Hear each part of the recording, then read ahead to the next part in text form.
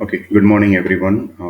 So today we will be talking about the digital design. Okay, so I'm sure everyone would have gone through the basics during your college days, but it's since this course is basically completely into physical design, and some of them are kind of some of you are kind of fresh passed out, and some of you are kind of passed out a couple of years before. So it is my responsibility to bring you to the level where I want you guys to be. uh, you know I would have expected certain level, right? Say for example, when I talk about, say, timing analysis, or when I talk about a circuit or kind of a path. Okay, so you shouldn't be wondering what is that. Okay, so I would have I would be preferably covering those basic level, so that like you guys will not be you will be able to understand when I cover the deep topics, the topics in deep. Okay. Okay, so let's get started. Okay, so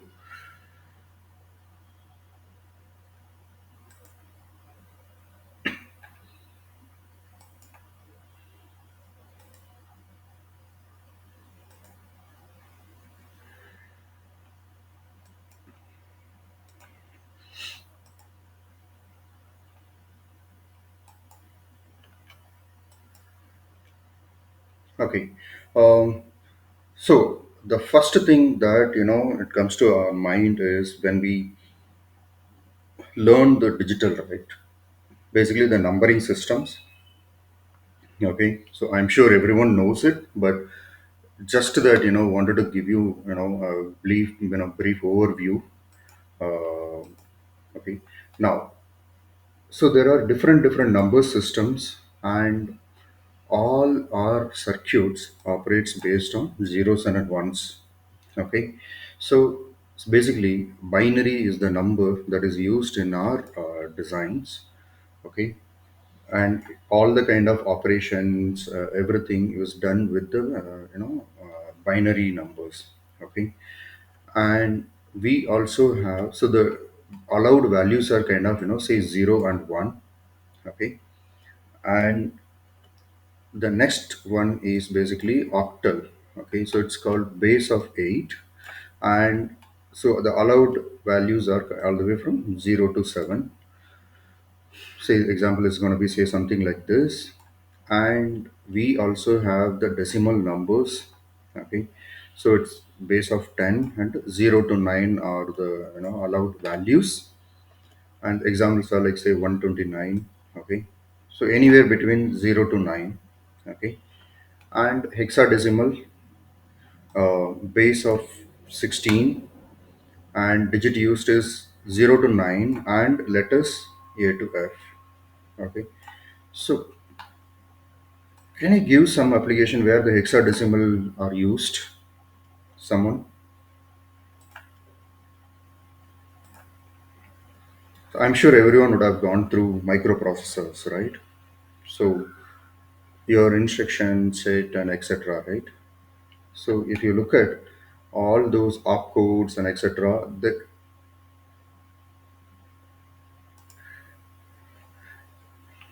all those opcodes and etc., instruction set, that's what we call it. So we use hexadecimal numbers over there, and that number is end of the day converted into zeros and ones, and then your whatever the uh, task that you have asked the microprocessor, that would be executing.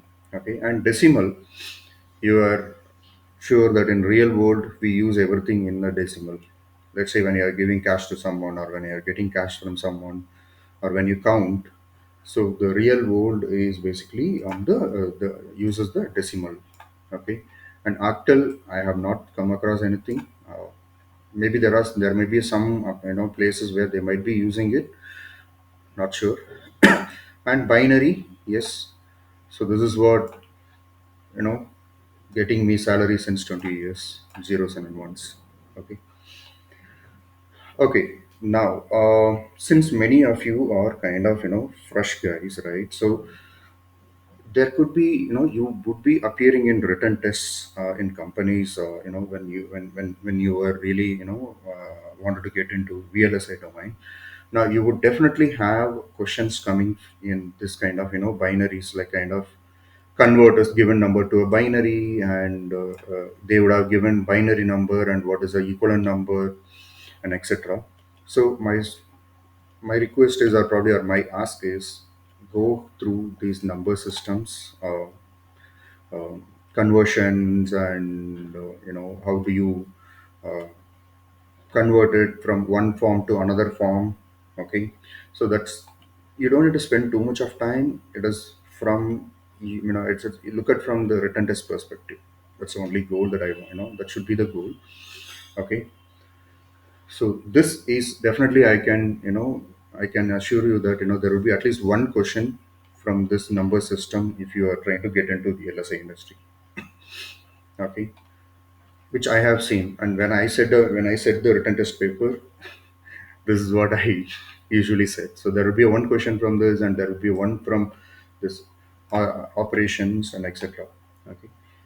Now, so as we use the binary numbers in our regular system designs and etc. So I want you to go and quickly take a look at binary arithmetic operations. Okay. So I'm sure everyone knows. Say, for example, you have a 4-bit number. Okay, so you have a 4-bit number. Say, for example, you wanted to add 1011 and 0100. Okay, now, so it is going to be kind of given to, say, adder or ALU kind of thing.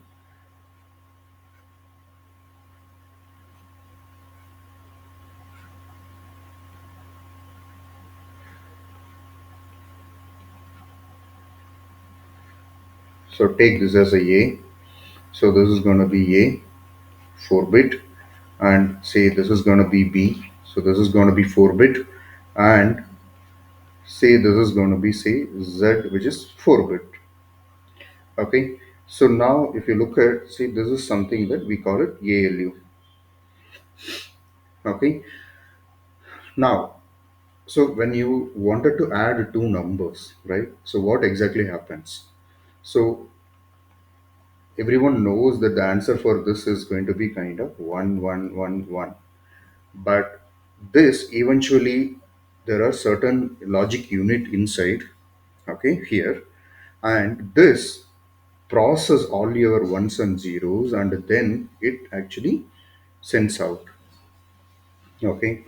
Now, if you wanted to talk about, say, in terms of addition, so it is going to be, say, sum and carry. And let's say if you are going to do kind of subtraction, okay, there would be borrow and remainder. Okay, binary multiplication and then division. So assume that any any operation that has to be done by an ALU. Okay, it cannot be normally done, so there should be an ALU which would actually carry out, all the operations. Okay,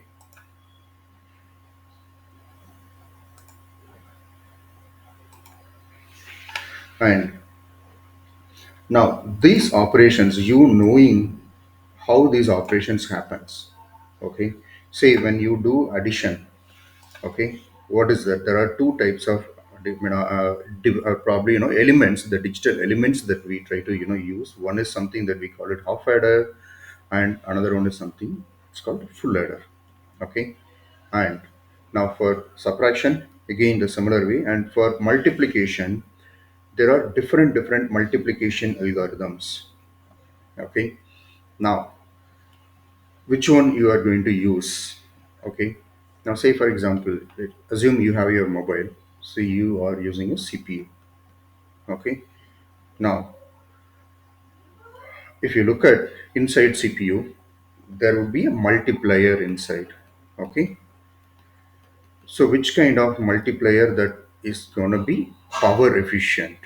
Okay, So I'm not, I'm, you might have not looked into this angle all these days, but now start looking into it. So anything that I talk here, it is going to be kind of industry perspective. So I would be talking about in terms of power performance area. So this is what our end goal, if you ask me. So one is power, okay. Next is performance, okay, and this one is kind of area. So any circuit that you try to design or you try to implement, it should be kind of helping you in terms of PPA, okay, not degrading your PPA, okay. So the operations, I'm sure everyone would have gone through all of that, but now I want you to go back and check which is, say for example, now you have adders, okay. Now you have a carry look ahead adder, carry save adder, and then ripple carry adder and different adders. Now I want you to go and take a look at which is good in terms of, say you wanted to optimize your power,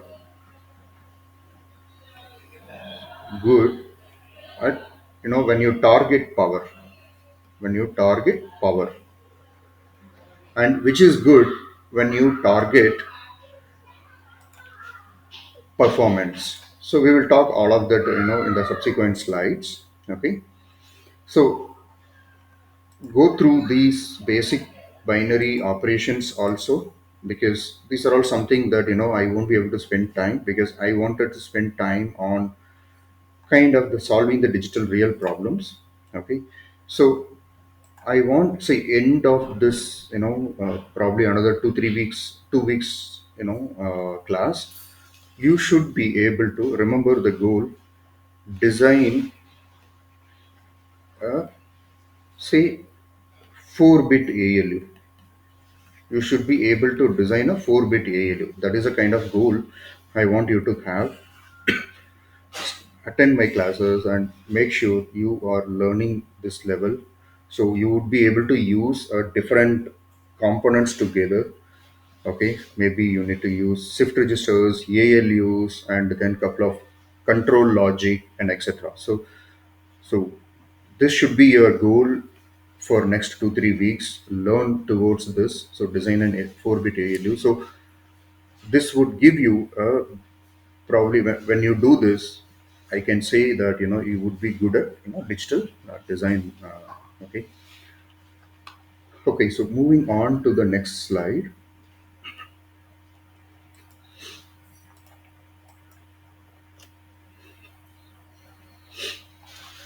Okay. So the basic logic blocks, I'm sure everyone would have gone through, as I said, right? So, instead of you take this as a gate, or you can also take this as a system. Okay. Now, what is a system? Basically, you will have certain inputs, okay, and certain output. Okay. When I say certain input and certain output, what does this meaning? Basically, they are kind of in the form of a binary. Okay. Now, the system will actually process your inputs. Okay. Say it could be 0 0 1 1 1, say something like this. And it process these inputs, whatever the functionality that you have designed, and then it gives you the output. It gives, the output is available for you. Now, this could be multiple things. Now, it's simple, right? You may have, say, for example, F, say some functionality. Okay. Now, so end of the day, we look at any kind of chip. Say you may have any kind of chip like this, okay. So you may have thousands of inputs and thousands of outputs. So these are all something we call it IOs. Okay. Now, each of this chip takes always the binary inputs and process it and sends out the value. Okay. Now, end of the day, you making sure this chip is working as per the spec. That is what we are all trying in the industry. Okay. It could be, when I say chip, what are the different types? So it one could be kind of mobile processor, and there could be another. you know, GPU.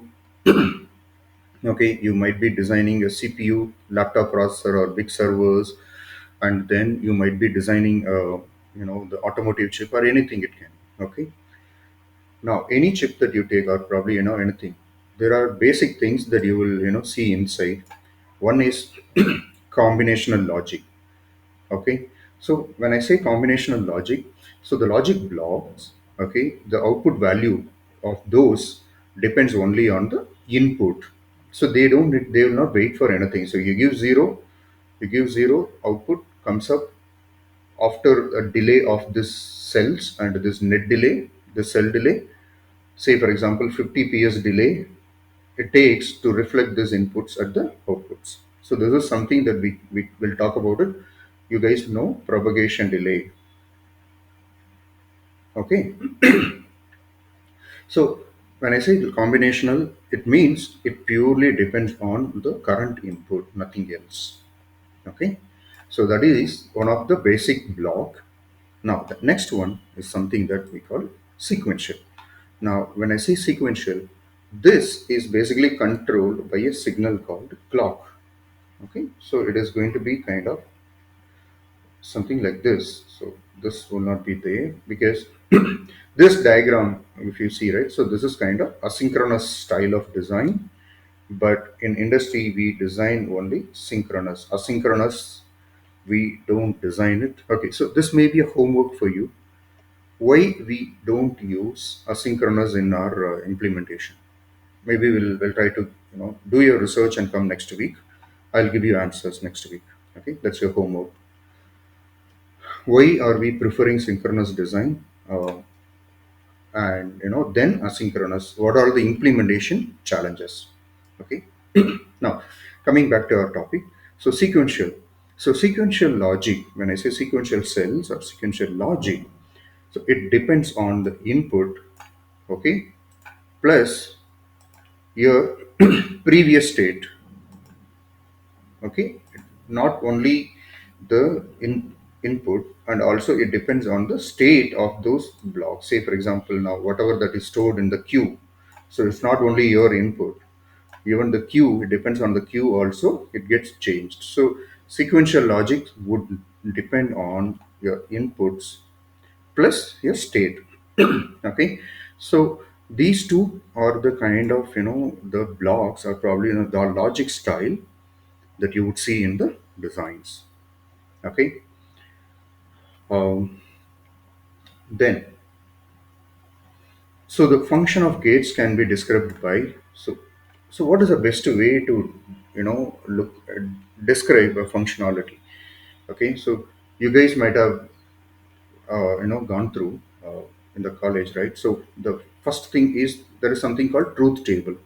So you doing it like kind of A B Z, so it is kind of say AND gate.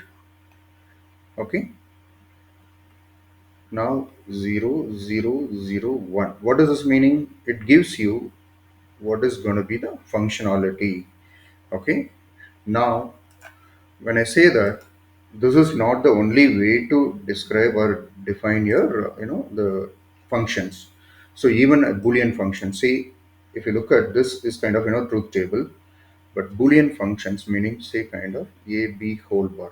So this is another way of you writing the, this is another way of you writing the equations, the functionality.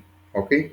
And some places they you give Karnaugh map also, but that's very rare. So these two are the common form of you defining the the functionality. Okay.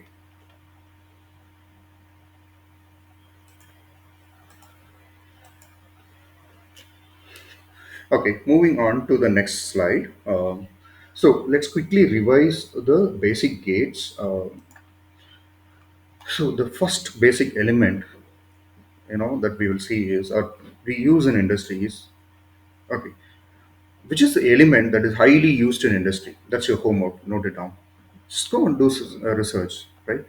So you have all the kind of basic gates. Now, which is the gate that is used, hey, more number of times? Say, for example, you are designing a chip. Okay, say with 10 million instances. Okay, say gates, 10 million instances. Now when I say 10 million, okay, now so there would be a AND gate, OR gate, inverter, buffer, flip flop, any kind of cells. Okay, now which is the cell that I used more number of times? That's what my problem to use that. Go and do little research on it. Okay, now so inverter. So basically the operation of this inverter is anything that you give input, say zero, the work of this inverter is, or the purpose of this inverter is to invert the value and give it. Okay, so we use this inverter in the design. Say for example you have a mux, right? So you would need, if you wanted to implement a mux, you definitely need a inverter. So inverter is a common gate that you will see in every designs. Okay, so in it gives,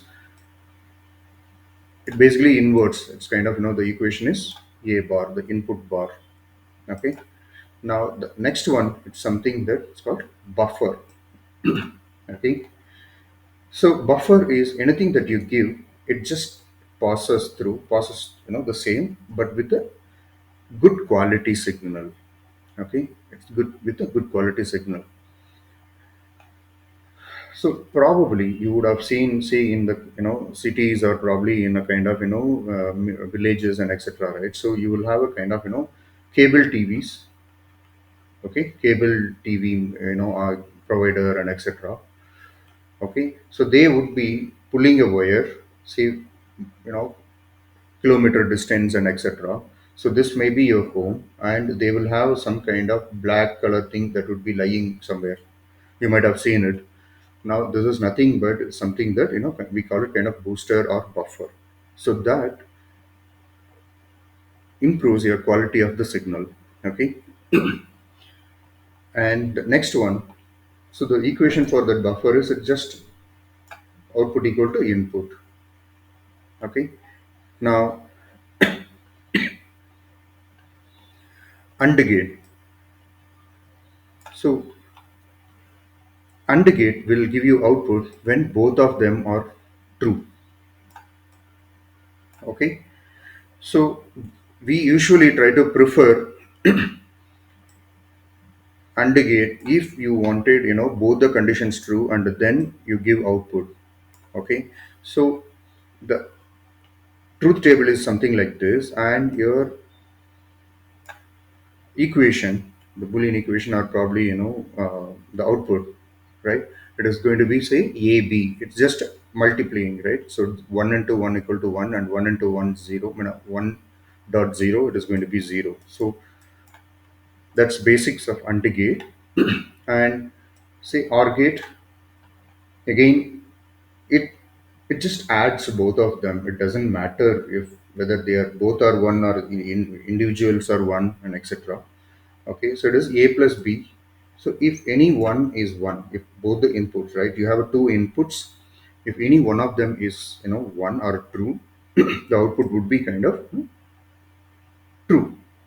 Okay, now the next NAND gate. So it is exactly you adding a inverter here, um, in the AND gate. Okay, that is how NAND is actually kind of the output value is inverted. Okay, so you take this and just add an inverter, and the output is exactly, if any one is zero, the output is going to be one. Okay, now so if both of them are one, the output is going to be zero.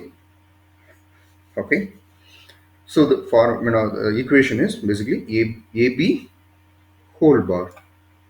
Okay, now or NOR gate. Okay, so again, so OR gate plus inverter. Okay, it turns out to be NOR gate, and it is exactly, it's kind of, if any one is one, the output is going to be zero. Okay, so this is the functionality of say NOR, and the equation is a plus b whole bar. Okay,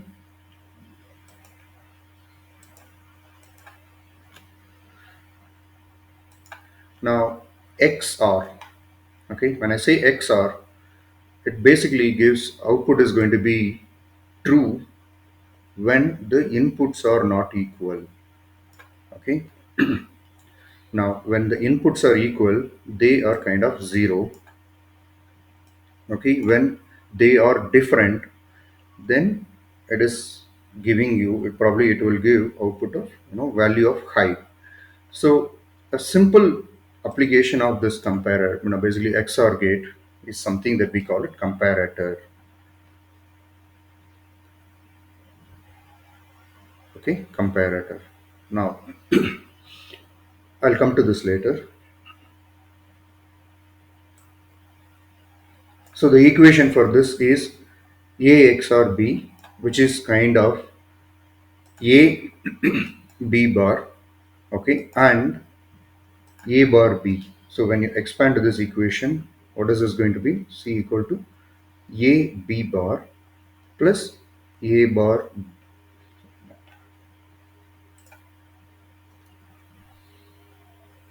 A bar B. Okay. Now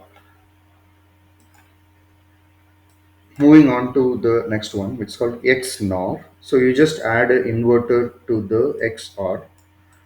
Okay, and it is going to be working as when the two outputs are same, it gives you logic 1. Basically it gives you the true, and okay, in these two conditions, and when both of them are not equal, it gives you 0. Okay, the equation for this is, so it's a not of a, a b exclusive, right? XR. Now if you expand this, it is going to be kind of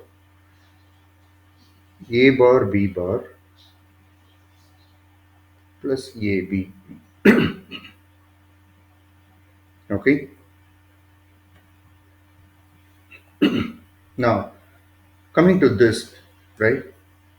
So how your password comparison works? Say for example, now you are setting up a password. Okay, now assume you are setting up a password. Say everyone knows that what is password and etc. Say for example, when you are creating a mail ID. Okay, creating mail ID. So you are setting up a password. Okay, setting password. Okay, now this password would be stored in, say, in a kind of one of the memory area. Okay, now when you try to log in next time, okay, into that server, now what that server usually will do, the server will try to take this as the reference. Say this your password is kind of ab small cd. Okay, now say you are logging in.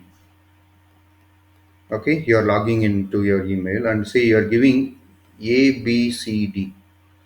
Okay, now what the the mailer, whatever, the software or whatever it is, right? So they just check if this is equal, this is matching this password or not. Otherwise, if they matches, they let you log in. If not, they will throw you out saying incorrect password. Okay, now what is actually happens, this is converted into kind of the binary format. Okay, and it is being compared these two guys here now, as usual. So there is a kind of comparator. Say this is going to be your reference password and this is your input now. Okay, now so comparator, now finally it gives you, is it 1 or 0? If it is 1, kind of assuming it is meeting, and if it is 0, they are kind of different, so it will not let you log in. Okay, so these are all the kind of real world, problems, or probably circuits we implement. Say even in my design, okay, I would be having 32-bit comparators. Okay, so the whole comparator I need to implement, say like this. So there are different styles of you implementing a comparator again, right? Say for example now there's another comparator. It's kind of different style. So this is one way of you implementing. Okay, and there is another way also is there.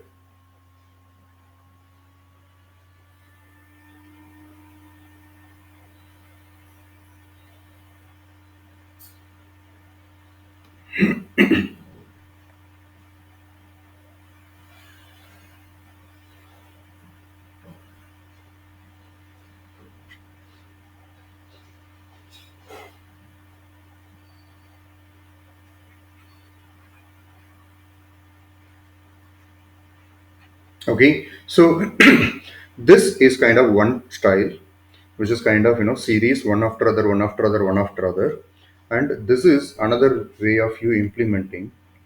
Now, which one is again in terms of PPA, or say for example now I want to optimize the circuit for say in terms of gigahertz, or kind of this performance. Okay, now among these two, which one is going to help you in terms of performance? So which one is going to give you, say for example now you look at, say, 1 2 3 4 5 6 7 8 inputs. Now you implement 8-bit comparator this way. Okay, this is one way.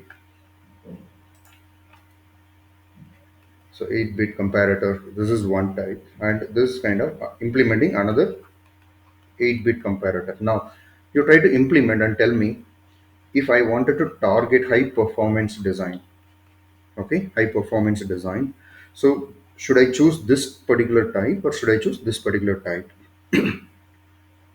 Okay, so I'm sure everyone using mobile phones now, when you're buying your phone, what is it you look at? Frequency.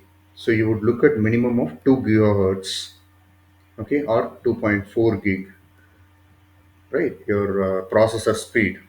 Now if you are looking at 2 gigahertz and 2.4, now when you are design, now you need to get into the designer shoes, that okay, if I have to meet 2 gig target, what would be my design style? Okay, which is going to help me to achieve this frequency in an easy way. Okay, so you need to look at from that angle. When you're, see, I'm sure everyone have gone through the basics, but now, as I said, you have to start looking at from a power perspective. That is one category. Say for example your mobile phone, it's a battery operated device, so you cannot have a power hungry circuit inside. Okay, now, so assume there is a laptop, or say there is a other device, say your modem or your Wi-Fi router.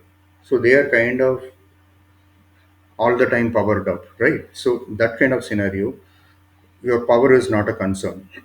Okay, but your performance, you want kind of two bands, high speed and etc., right? So which circuit style will help you to meet your PPA targets? Okay, now moving on. Okay, so let me give you one of my standard written test question. Say 16 input XR, 16-bit input. When you XR, what is going to be your output? Say for example, say 1011 0011 1000 and 0001. Now if you XOR all of this, okay, so it means basically you have 16-bit. So this is going to be my standard. So XOR. Now what is going to be output? Okay, so you guys go back and try to learn how this works, because In if you come across such questions in written test, you will spend lot of time. So written tests are basically you hitting or you managing your times, right? So they would have given you say 50 questions, say 1 hour, something like that. So if you start looking at some problems like this, you would be able to easily solve or probably manage your time better in the written test. So take 16-bit okay inputs and just perform XOR and then write down your values. So see, I'm not looking at you coming up with the right value. Rather, I am interested in you knowing the process. Okay. So it is like mathematics. So it's not like you give a problem and you write answer, nobody gives you mark. So how you solve each step by step, and even if you final answer is wrong, you get some step marks and etc. Right? So learn the process. How do you solve a problem? Okay. Okay. In the interest of time, let's move on to the next topic. Now, something called universal gates. Now, I'm sure everyone knows universal gates. They all say kind of NAND and NOR being universal gates. Okay, what is universal gates? So basically, it helps in implementing any Boolean function without having the actual gates. So it means you may have a function requirement, something like this, and you implement this using your the universal gates without you having AND gate or gate or any of that sort.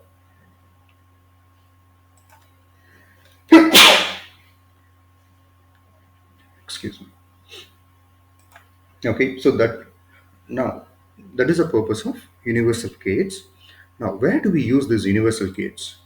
I'm sure you guys have gone through in textbook, but where do we use this in real designs? Okay, I'll help you out in a while. Now NAND gate, I'm sure everyone knows you can realize any kind of logic using NAND implementation style. Okay, and the same case with NOR. Okay, you guys would have definitely gone through a lot of problems, you might have solved it. But remember, you might have also gone through something called multiplexers. So multiplexer is also a universal gate. So you can implement any kind of logic using mux also. Okay, so don't underestimate that the power of mux. It is we if you have a mux, I don't need to worry about it. Okay, and NAND and NOR is basically yes, it is good, but there are some practical implementation difficulties with you talking about these cells. Mux is something like kind of one cell you would be able to implement everything. But now this NAND and NOR, you need multiple NAND gates and etc. and everything. Okay. Um, so there is a question. Okay, I wanted you to note it down. So you have a NAND style. Okay, and you do have NOR style. Okay, among these two, which one is preferred? Okay, spend some time after the class. I'm sure you would get an idea. Okay, so look at this not from your textbook perspective, from a CMOS perspective. We use CMOS for our IC design, as a the base material. Okay, so I want you to go and take a look at if I use CMOS logic or CMOS being my the material that I'm going to use. So which one gives me a better advantage or probably the better edge? So is it NAND is going to help me in terms of PPA or NOR is going to help me in terms of PPA? Okay, so that's kind of your homework. You can take it. Okay, let's go and explore few basic problems or probably try to solve a couple of basic problems using these things. Okay. Okay, so before I get into solving the problem, now assume you have designed a chip. Okay, so we have designed a chip. Okay, so a team of 200 people. Okay, team of 200 members worked on this chip, okay, for say 1 year. Okay, now say there is a logic inside the chip,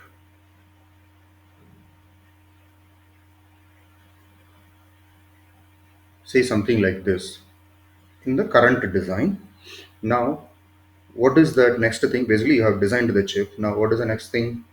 You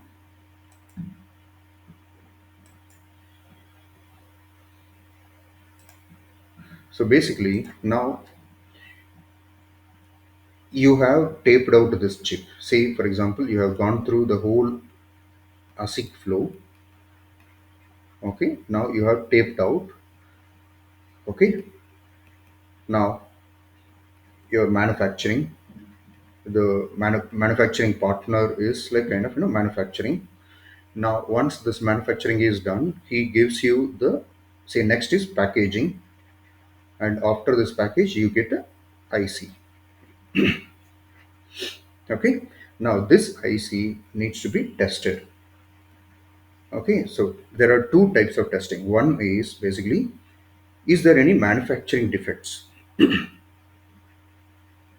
Manufacturing defects. Okay, one is manufacturing defects, and the second is your functionality verification. Functionality, it's basically we call it post silicon validation. Okay, post silicon validation. Now,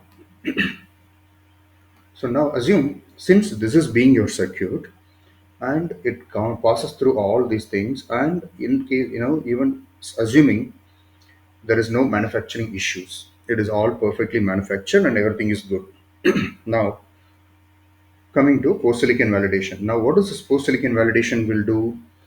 You need to understand that you put a chip. Okay, say for example you take this chip.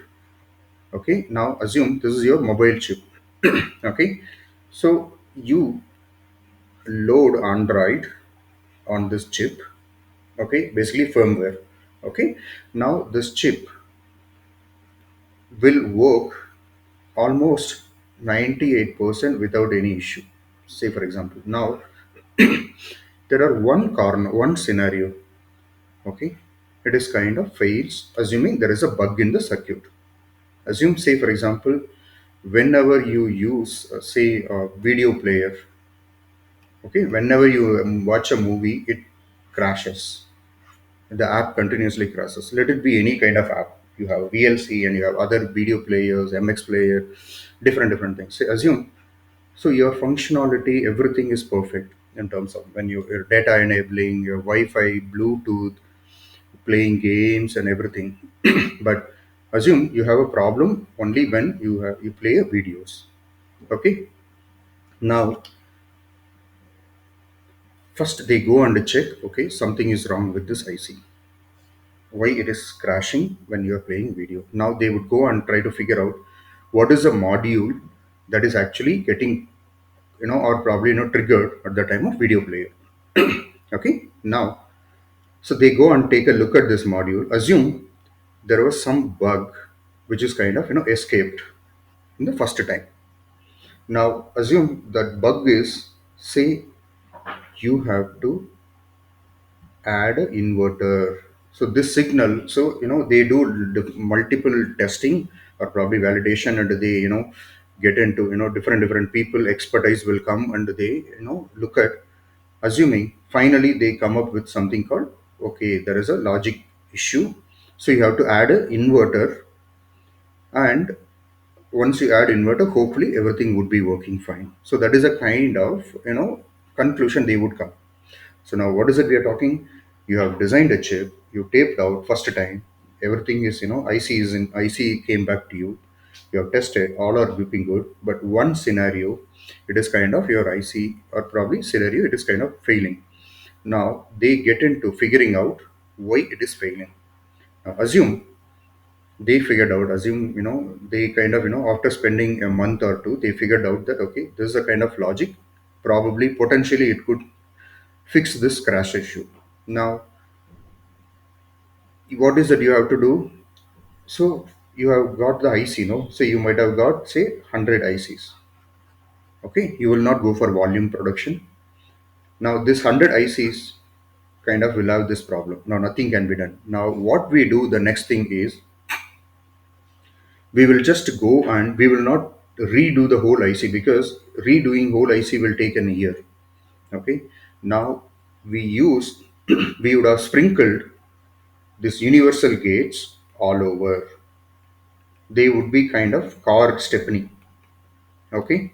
We would have sprinkled these universal gates all over the design for something, anticipating something like this gonna happen. Okay. Now you use those universal gates and implement this inverter and rewire them. So this is the kind of places we use this universal gates. Now using these universal gates, you try to implement this ECO. We call it ECO. Okay. Now once you implement this, what is the next thing you need to do? You need to go for next tape out. So you have to go and do tape out again. They would manufacture with this new device or new circuits, and then you follow everything. Now this would be kind of 100% working, because you fixed the main problem. Now, so this is a kind of whole process that industry follows, but at the same time you need to understand that you need universal gates or spare gates sprinkled everywhere in the chip, so that you don't need to, now you have spent 1 year. Now you implementing this would take hardly kind of 2 to 3 weeks. Okay. Now what is the benefit of your universal gates here, or the spare gates?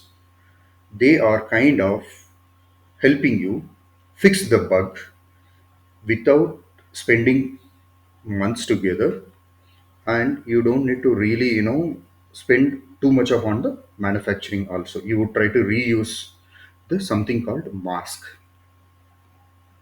Okay. So I'm many of you may not get what I'm talking, but if you are getting it, yes, well and good. But if not, then you need to go and understand IC manufacturing process. IC manufacturing process, to understand what is mask.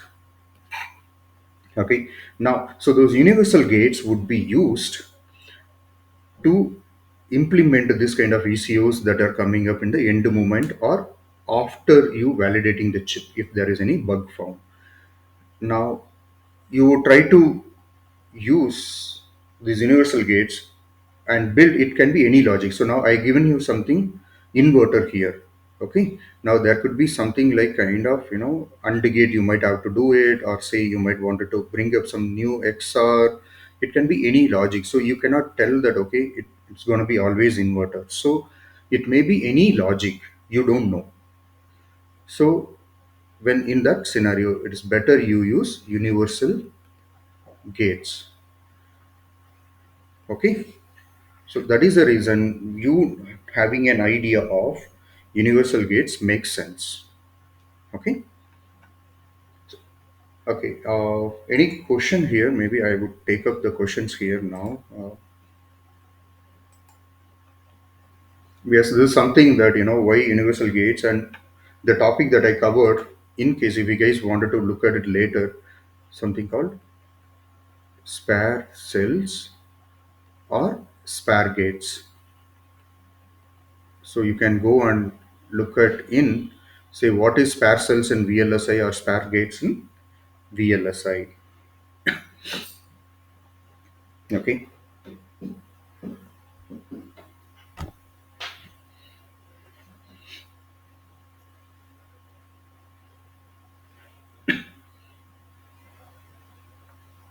Okay. Moving on.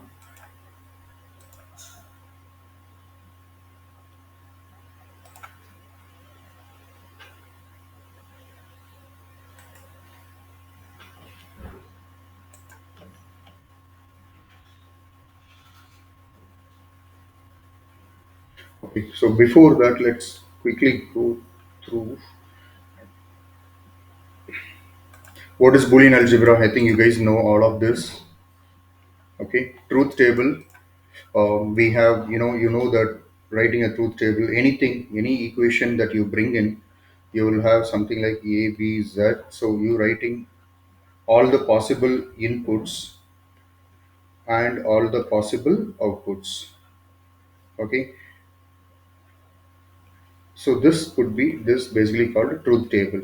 Okay, so you expressing all that in the form of zeros and ones and all the possible inputs and the possible outputs. So this is kind of functionality that you are trying to, come up. Okay, so we, as I said, the truth table is another way of you uh, defining the functionality. Okay. Okay, logic circuit design. So we will talk about the universal gates in depth, probably after basic understanding.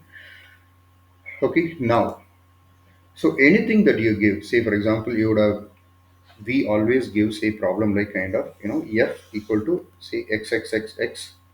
Okay, or given truth table say something like this. Now remember, the standard way of you uh, designing or optimizing any circuit, the first thing is you writing a truth table. Okay, you writing a truth table and then optimizing it using either Boolean theorems or using a Karnoff maps. Okay, now let's quickly understand this. So assume this is your Boolean equation, sorry, truth table. Now optimizing this would get you this, functionality. Okay, now why are we optimizing this? Any idea? Why are we optimizing it? Now if you have to implement this whole thing, I'm sure you need one, two, three, four, five. So five, three and the gates. Okay, and one, four, sorry, five input OR gate as it is without you optimizing. Okay, so this would be too much of area in terms of, okay, so the area of this is going to be high and you would probably, wanted to optimize the area. As I said, our target is PPA, right?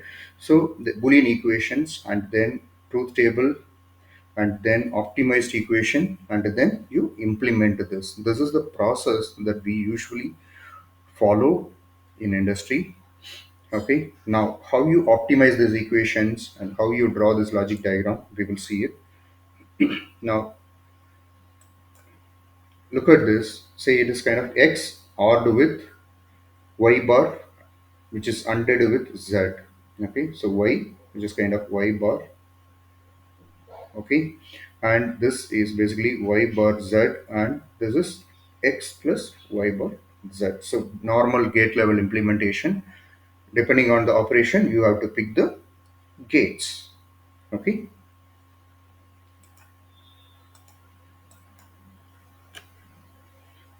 okay, now, so these guys are same equivalent. So if you look at one, two, three. Okay, now look at from PPA. So which is going to be good? Say in terms of power, which is going to be best circuit for me? So all are same functionality. Okay, this, this. Now assuming all of them are giving you the same functionality. Okay, now it's a three different way of you implementing this. Now if I wanted to target power, okay, now which will actually help me in terms of power, less power? Anyone? Okay, because you see less number of gates. Okay, we'll talk about it more. Now let me ask you this way. Now performance, performance. So among these three, which one will give me a best performance? Okay, now I want you to solve a problem here. Assuming I don't want you to answer just like that. Look at this way. So gate delay,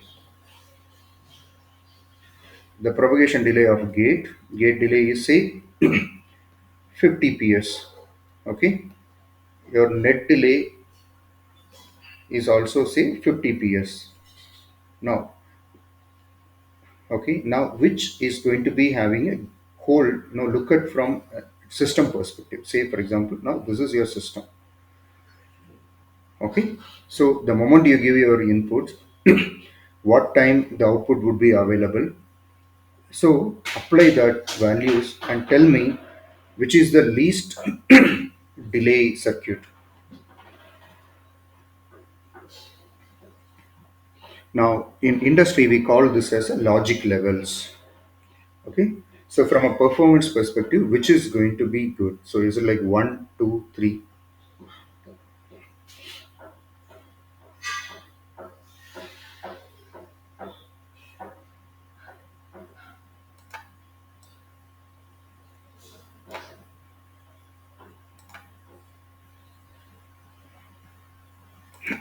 Now let's take a look at here. So basically you have a logic 1 here, level 1, level 2, and that is a level 3. Okay, this is kind of level 3. So 1, 2, basically this is 3. Now look at this. How many gates? So basically I'm looking at the time perspective. Okay, say for example you have 1 here. So 1 net, so 50 net plus another 50 and another plus 50 for cell, this cell, and there is a net. Okay, and then cell, net, cell, net, cell, net, cell, 50 plus 50, say kind of.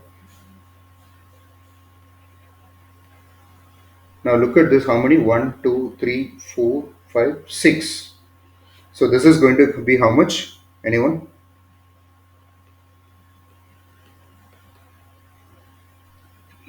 Okay, now what about this guy?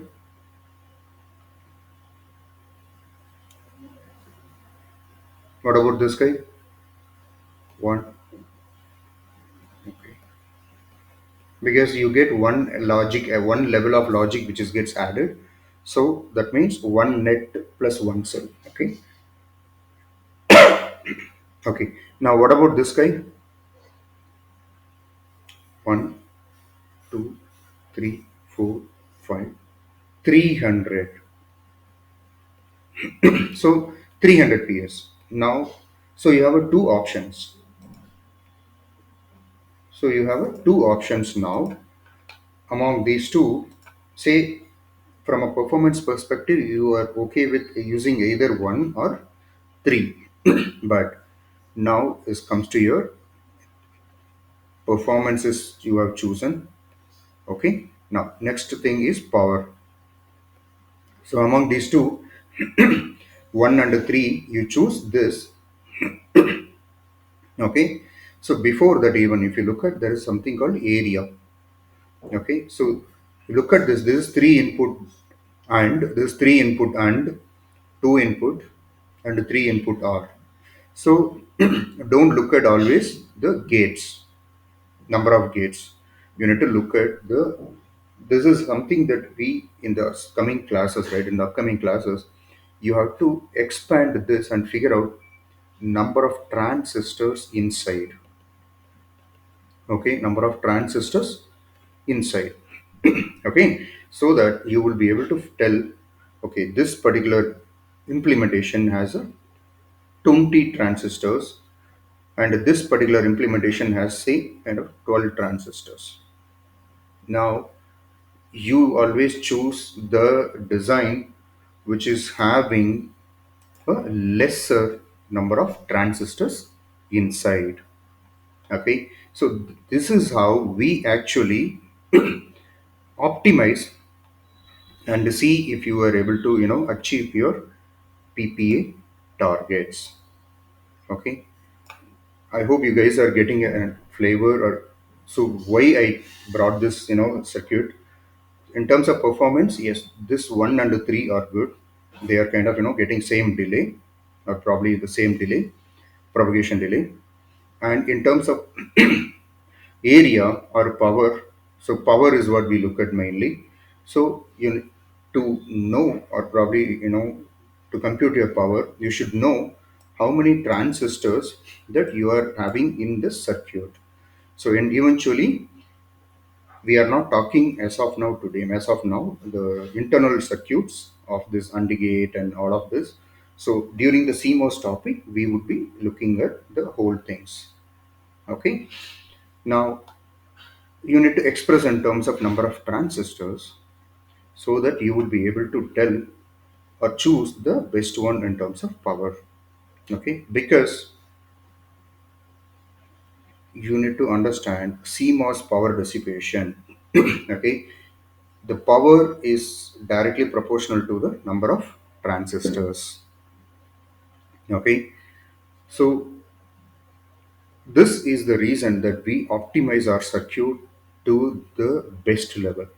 Okay, because there are a lot of battery operated devices, and there are a lot of, see, it's simple, right?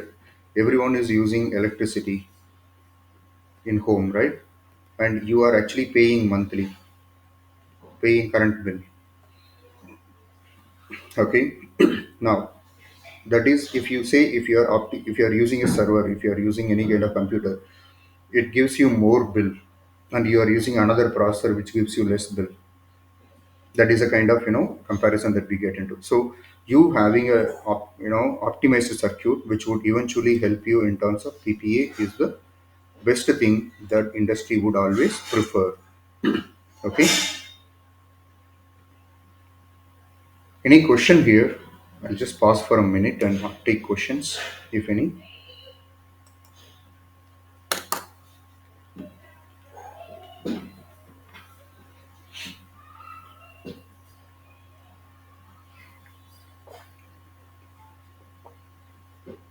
No, nothing like that. So the manufacturing cost, when you talk about manufacturing cost, so you should understand. No, not in that way. So your manufacturing cost is depending on your size of the chip. So in terms of, say, irrespective of you have a empty area here or used area, your final chip, the manufacturing cost is depending on your final chip, is what we say. Now, eventually, that's what I'm saying. Your area, if you optimize your area, eventually there would be opportunity to say, would you be able to reduce the size little? Now, eventually, if you are able to reduce this chip size because of your, optimization, then indirectly, directly, it helps you in manufacturing also. Okay. Yeah. Now, let me explain you why I said this. Okay, since you brought this manufacturing thing. Okay.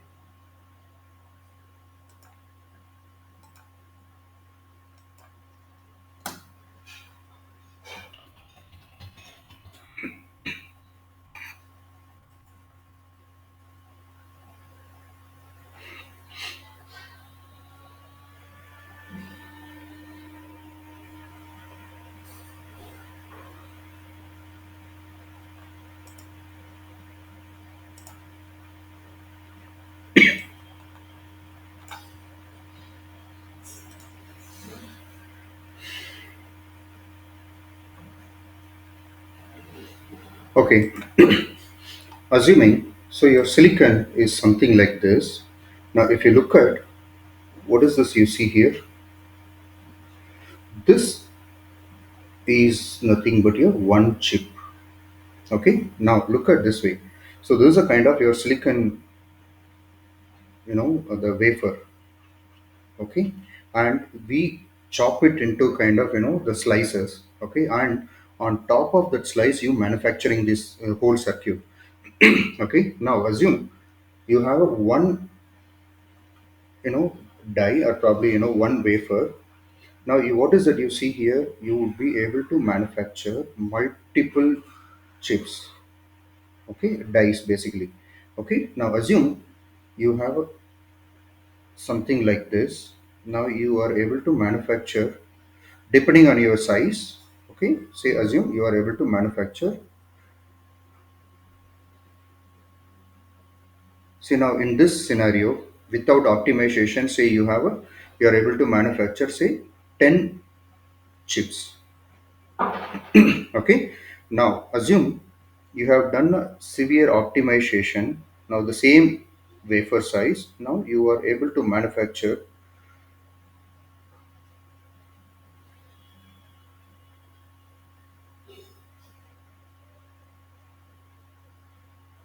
say, kind of 12 chips. Okay, now the manufacturing cost for this whole wafer, this, say, assume $10. Okay, for this also it is going to be $10 only. Now what is this meaning? Eventually you are lowering your manufacturing cost per chip. So that means what here, $1 per chip. Okay, in this scenario, but in this case it is going to be kind of $0.9 per chip. So as you said, it helps in manufacturing cost, but individual dice, it's not the way. Okay, it is overall in the same wafer, you would be able to pack more and more IC. So this is something that people call it reticle. So this is not many people knows in industry. So because I work in chip level, we look at, this is my playground. Now where I how I what would be the best way. Say for example, I can choose, see, will I get, if I choose this, will I get 20 chips in this size, or if I choose, will I get 21, which is going to give me kind of, say, with this, say, assuming if I get this kind of 21, or say, now I always prefer, say, kind of this kind of design size, because it gives me more number of chips. So this is all at way higher level, the full chip level activities. We will take care of all this. So how, what should be your chip X and what should be your Y. Now depending on that, you will place all your internal logic and etc. So this, you don't worry about all of this at this point of time. We will cover that in our regular batch. Okay, hope I answered your question.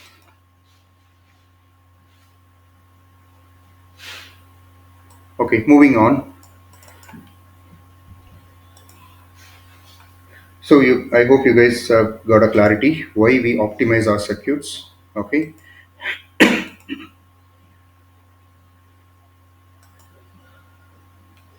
Okay. So I don't want to spend too much of time on all of this. I'm sure it is all there in the textbooks. So probably you guys can try solving some of these problems yourself and see where you are able to optimize your circuit. Okay. So theorems, Boolean theorems, you can use these guys to optimize your, uh, the logic.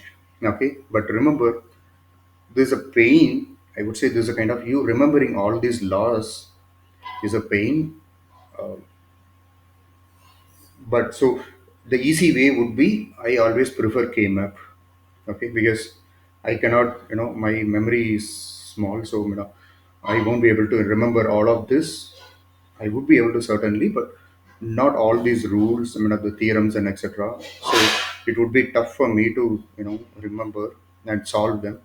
Um, so, but I always use K-map.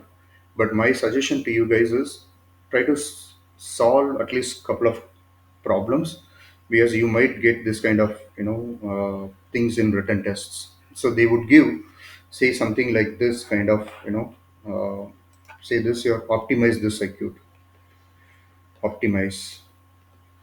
Okay, now they would give, so answers A, for example, XXX. This one is going to be, say, X bar Y plus Z. Say you will have four answers, so you would have to choose the right one. So you will see definitely a written test um, these questions in the written test. Okay, so in the interest of time, I will not be spending time on this because these are all easily solvable at your end. Okay, moving on to the next one, De Morgan's theorem. So this is what we wanted to spend some time. Okay, De Morgan's theorem. So what is this meaning? So it basically, it means here NAND gate A dot B whole bar is equivalent to a OR gate with two inputs inverted. Okay, so what is this meaning?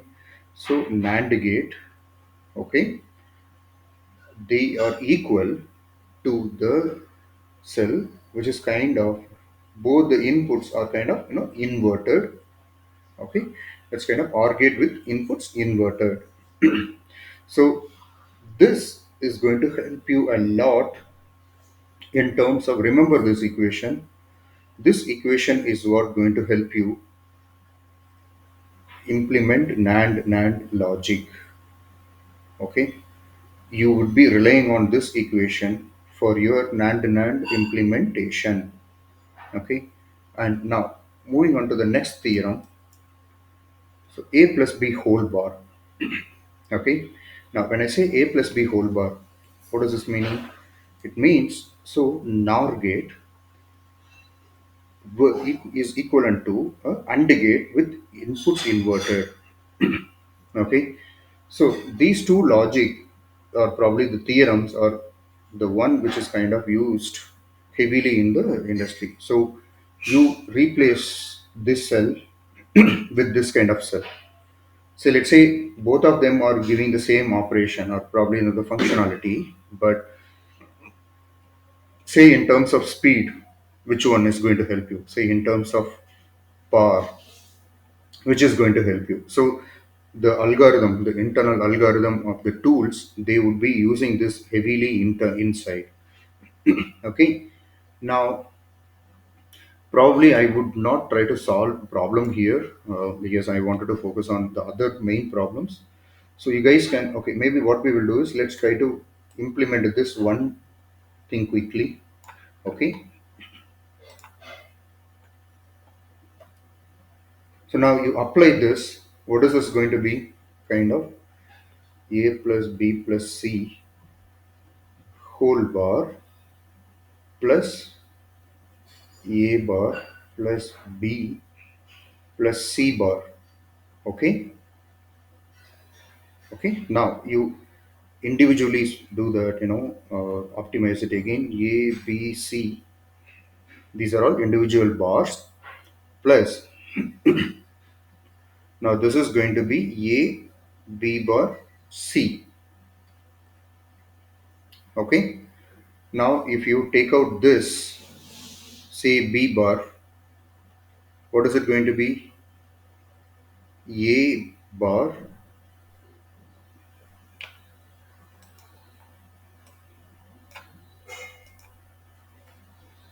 A bar, C bar plus AC.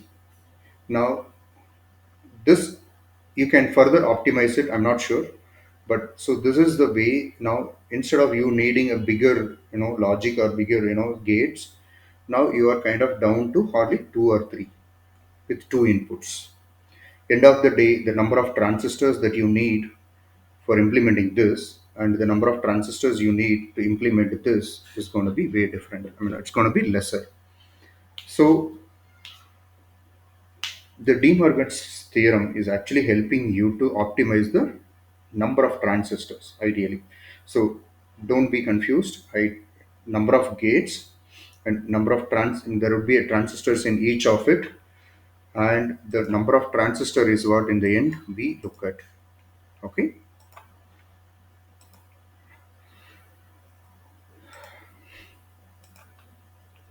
Okay. Moving on to the next slide. Okay. Now implementing any logic using NAND. Okay. Now what is that you are trying to achieve here? We are, as I said, assuming you have a universal gates, you have placed it somewhere else. Now you try to say you have an AND gate, you need to realize this as an inverter. Now what are the different ways? So if you look at, so the NAND gate, you know, the way I do is always write the truth table 0 1 1 0 1 1. Now NAND gate, what is the formula? Now what is the output? It's going to be 1 1 1 0. Correct. Now you wanted to implement an inverter. Correct. Now you need to identify something here, that when both the inputs are 1, okay, it actually, the B is basically, it follows B, but it is inverter. Correct. If you look at, say, in a NAND gate, okay, make this as a always logic 1, and say this is B. Now this is going to be always Z. I mean, say the output is going to be always B bar. Look at this. So it behaves like kind of inverter. So this is one way of implementing. Okay. Now there is another way of you implementing. Okay. Let's take a look at it quickly.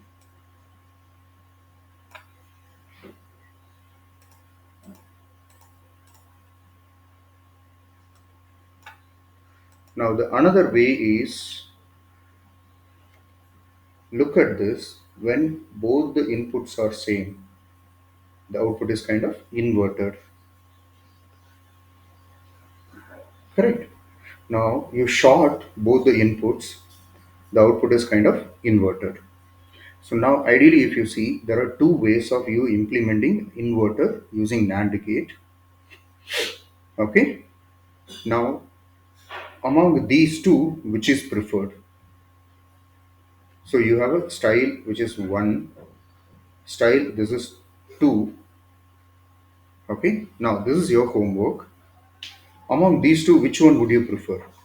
So both of them are end of the day inverter, but which one would you prefer? Now I to answer this question, okay, I need you to understand. See, without you getting into kind of CMOS level, you cannot answer this question. Okay, to answer this question, you should be learning CMOS, and then you would be able to answer. So in terms of, let me give you a hint, in terms of pin capacitance, just write this term and explore from this angle what is the load this particular net would see, and what is the load in this case it is going to see. Okay, so this is also B, which is going to both of them, and this is also kind of B going there. Now what is the load? So if you get into that kind of direction, you would be able to tell whether this is going to be best and this is going to be best. Okay.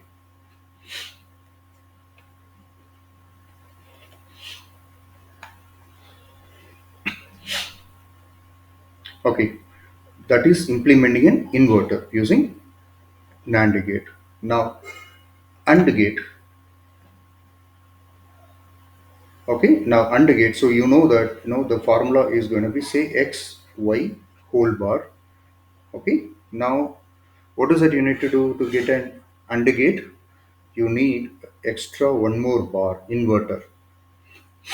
Okay, now so attach this inverter over here, so it is going to give you xy. Okay, and now implement OR gate using NAND gate. Now what is the meaning? What is the for truth table? A plus B. Okay, now if you wanted to implement this, automatically we said, so this, remember your sorry, the De Morgan's equation. So this OR gate, now you need to convert that into inputs getting inverter. Okay. Now you need to add one inverter here, one inverter here. Now this guy becomes a kind of NAND gate. Now one inverter of this over here and another inverter of this is going to be over here. Now these two inverters have to be converted as a NAND. So now look at this. So this is going to be kind of X bar, okay, and this is going to be kind of say Y bar, right? Now this output is going to be kind of X bar. Please go on mute. Please go on mute. There is a lot of noise. Okay. Now this is the equation that you get. Now when you solve this, it is going to be X plus Y. Okay. So you don't, and if you ask me, being a physical design engineer, you using this kind of things is hardly 5% of your work. Not even 5%, I would say 1%. You will not apply all these things. So hardly I might have in my whole career, I might have applied this equation or this learning probably 4 or 5 times only in my whole career in the 20 years. Okay. So you knowing this is something that it's kind of learning ABC. Okay, then only you would be able to write paragraphs and essays and etc. So you should know the basics, and it's not that you have to always remember. When there is a need, you should go and refer the internet, and should be able to solve some things like this. Okay, moving on to the next slide. So any question on this NAND implementation? Let's try to solve some problems.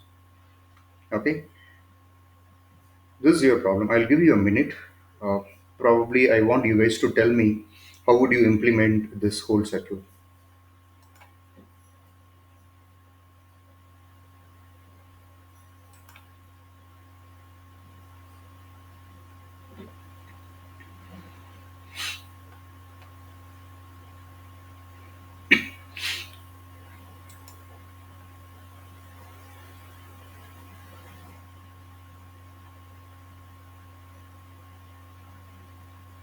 Okay, so let's quickly take over and I'll do that. Now imagine this is your problem one. So now what is it you need to do? Add inverter here first, and you add an inverter here so that your functionality will not change. Okay. Now the next one is basically you adding another inverter, you adding another inverter here, and you adding another inverter here. Say now this can be written like kind of NAND gate, right? So this guy also kind of NAND gate. You just combine these two guys. It is a NAND gate. Okay. Now this is kind of becoming inverted input OR gate. Correct? These two inverters, you write it like this: inverted inputs OR gate.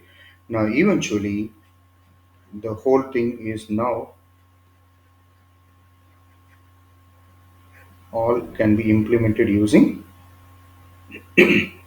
NAND gate. Okay.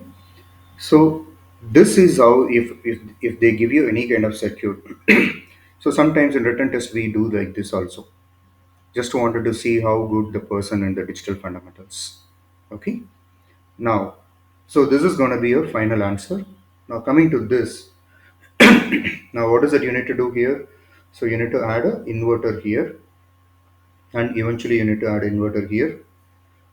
Now one more inverter here and one more inverter here. Okay. Now what is this actually? You can easily draw it like kind of this is NAND, this is going here, and say this is your NAND, say this is going here, say like this, right? Now you are done with this and this part. Okay. Now this is something that you need to do it. Now You need to add inverter here, and obviously you need to add one more inverter. Okay, you need an inverter here, and obviously you need an inverter here. Now this becomes a kind of NAND. Okay, now this inverter, the inputs are basically kind of tied, right?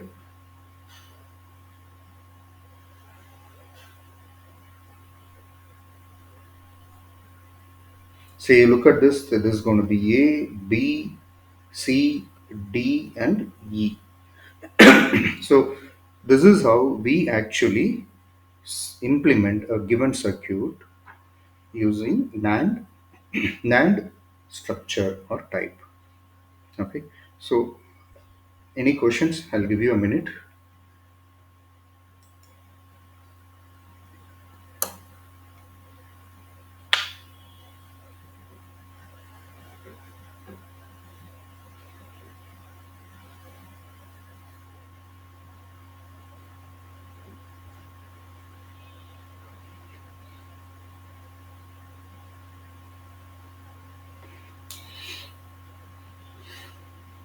Okay.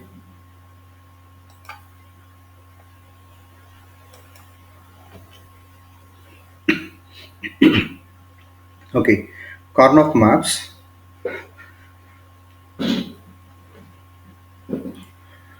So we mainly use, see, we have seen Boolean theorems and etc. Right? I mean, the optimization.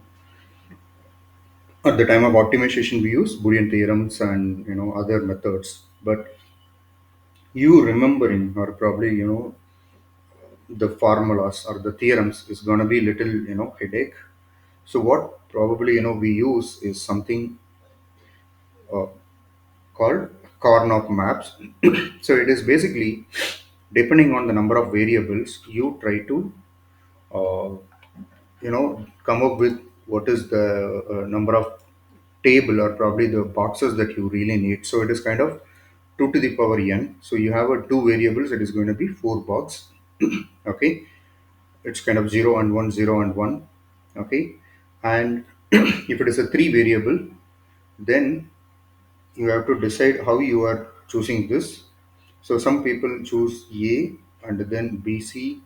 So depending on that, you have to say mark your zeros and ones, basically the numbers 0, 1, 2, 3, and etc. Okay. So the K map is, so the advantage of using this K map is you just have to remember, you need to group always kind of say 16, 8, 4, 2, and 1. If you are able to group something like this, and when you are grouping, at least one element should not be grouped. At least one element should have not been grouped when you form these groups. That is a basic rule. Okay.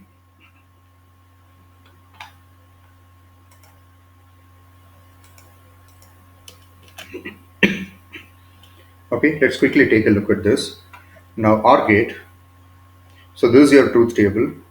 Now you know that this is going to be say 0, 1, 2, 3.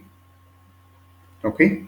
Now say this is going to be say kind of A is here, so 0, and this is going to be 1, and this is going to be 2, and this is going to be 3. Now just write 1 wherever they are 1, and now the maximum possible grouping is actually 4, but you don't have four ones, so you have only 2. So grouping 1. Okay, this gives you kind of B, and this grouping, now when you're grouping, say this 1 is basically this particular box is non-covered. Okay, so this is going to give you A. So when you write this A plus B, so this is how Karnaugh map works. So let's look at another example. Now assume this is your the functionality that you wanted to implement. Now you have these truth table outputs. Okay, these are all the truth table, and these are all the values that are basically 1. Now you need to understand, you need to just basically mark 0, 1, 2. 3, 4, 5, 6, 7. Okay, now accordingly, you need to write down this whole things. Okay, now this is your truth, the map. Okay, now the advantage here with the Karnaugh map is you can kind of this from one box to another box, there would be always one bit change. Okay, there will be always only one bit change, so which makes it easier for you to come up with the optimized circuit. Okay, now look at this. Now we kind of cylindric, say kind of you have a paper, you rotate it, so both the edges will touch again, right? So the same way this is also going to be there. Now look at this. So when you rotate them, it is kind of one here, one here. So it's kind of four ones grouped together. Now that is going to give you kind of say a B bar, because this one B bar. Okay. Now there is a only one single one which is ungrouped. Now group this with kind of two grouping only, two number grouping.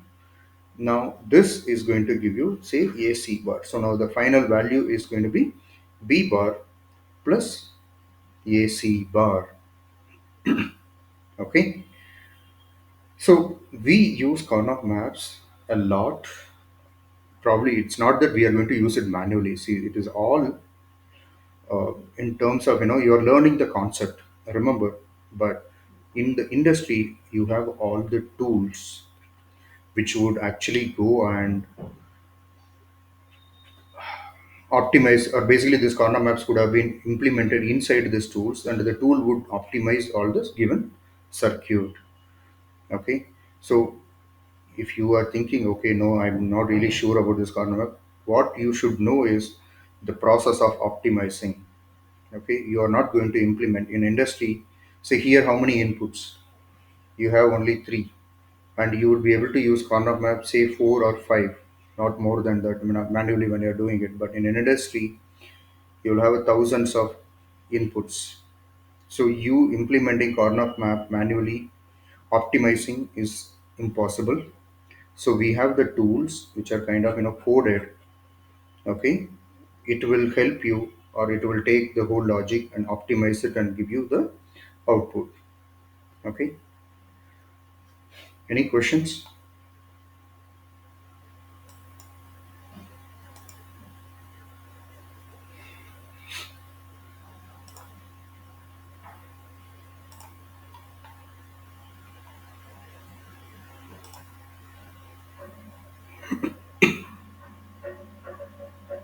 Okay, moving on to the next one. So the next thing is basically this half adder and full adders, which I'm sure you guys would have already gone through it. Okay, I wanted to skip this because I wanted to cover something on that mux. So before we have another 20 minutes time. Let's try to cover that. Okay. So half adder and full adder, it's kind of self study for you guys because we spent a lot of time on others.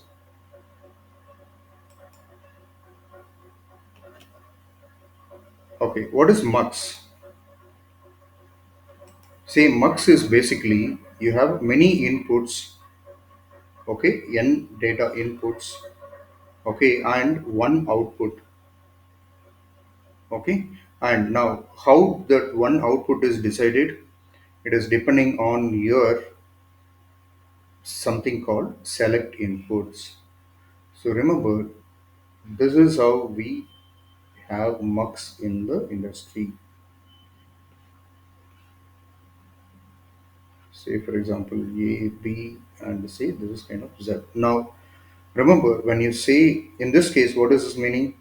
Multiple inputs, okay, one output. Now depending on this control logic, okay, now when S is 0, your A is going to come out. So the truth table is going to be say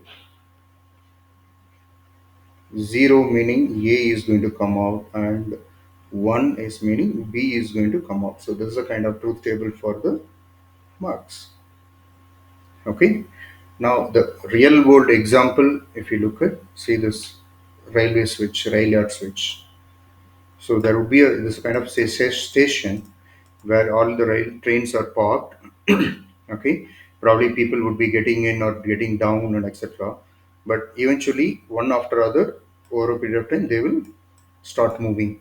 Now, say if this particular guy, if this particular the train in this track wants to start, he has to first arrange these tracks and give a signal, and then this guy you know starts moving, right? So mux is exactly the same concept.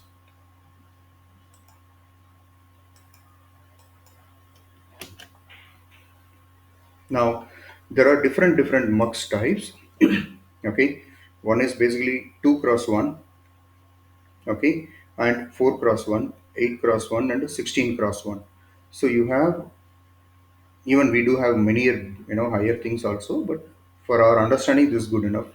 Okay, so it is going to be always 2 to the power, say n, number of inputs. Say n is nothing but your select line. Say n, if you choose two select lines, so then 2 to the power 2, it is going to be 4 inputs that you can control. So okay, so that becomes 4 cross 1 and etc.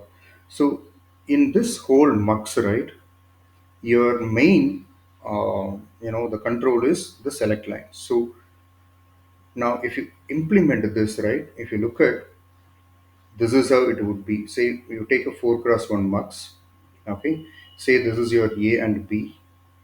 Now say this is your D0. So if you look at in a simple way, what is this particular logic alone without those inputs? Have you heard something called decoder?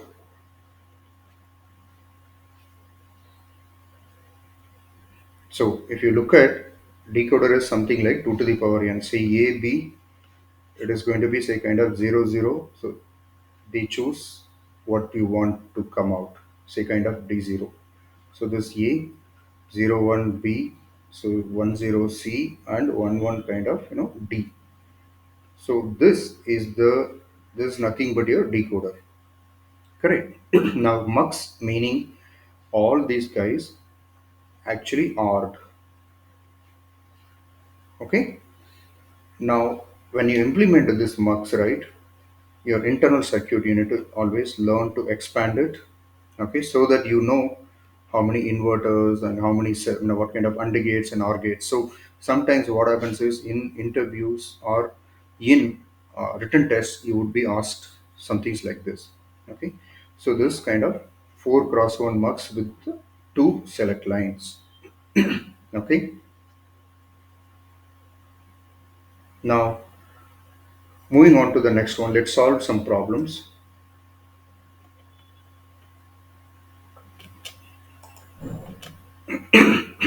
Okay, look at this. This is your functionality that you wanted to implement using mux. Okay, now start forming groups. Two things. Okay, if you look at,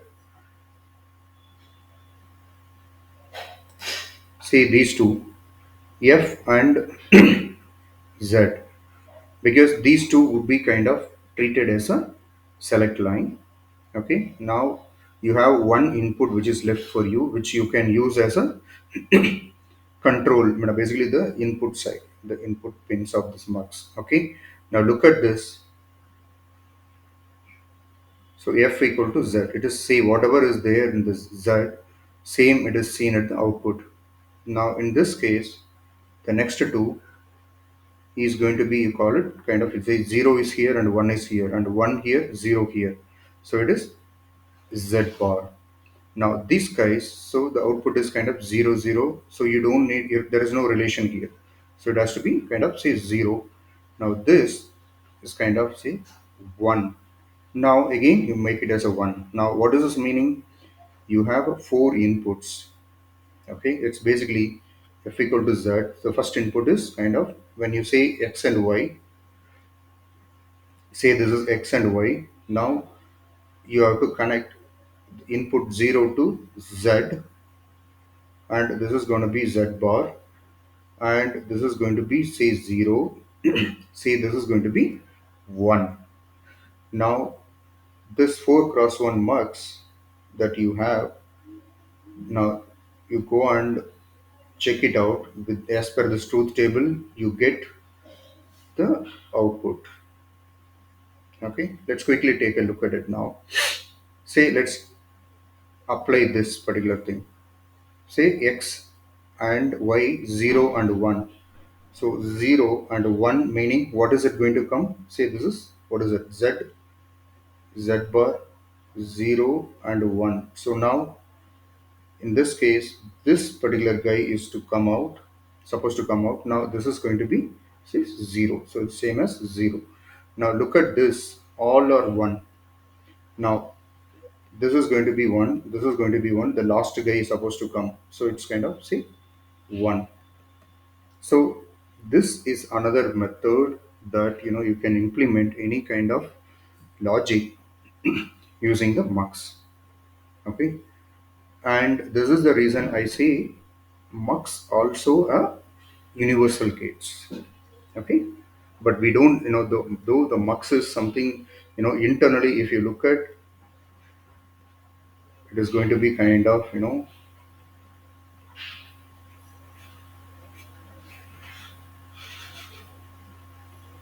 having multiple gates, but in industry we have this mux separate.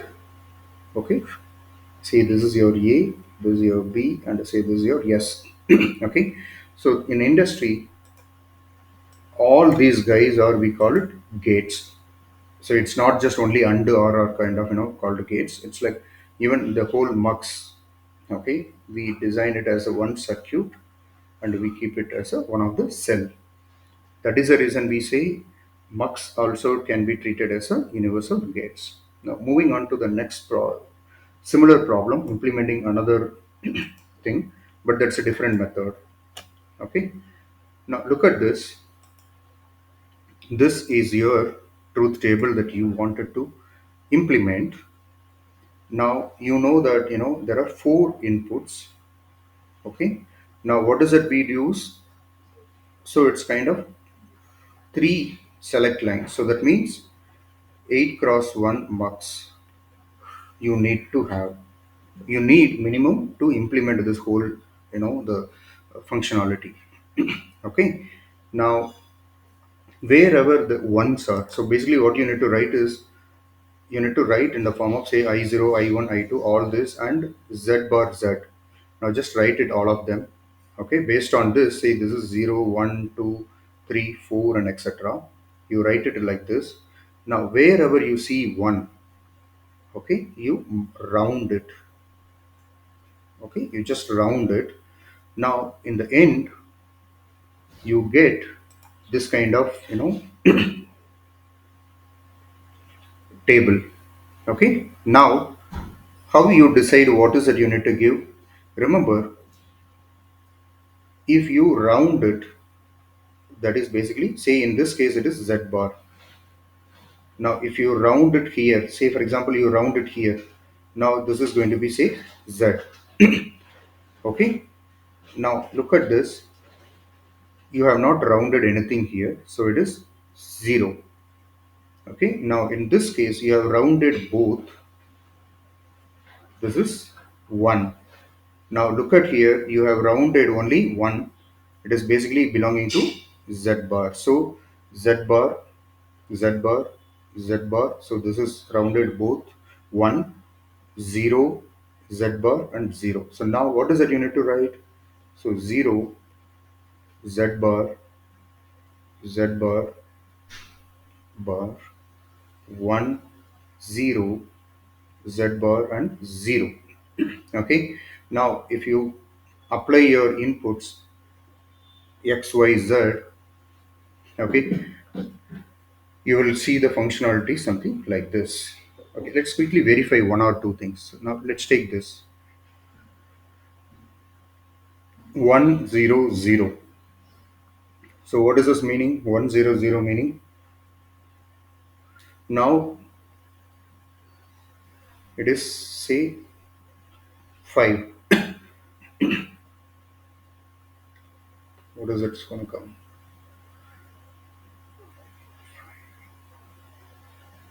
100.